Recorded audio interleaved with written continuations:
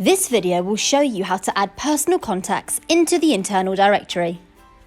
These personal contacts that you add will only ever show up on your handset, no one else's.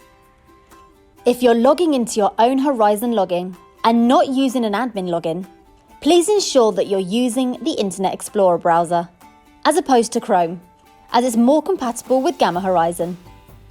Click on Directory. Press Add.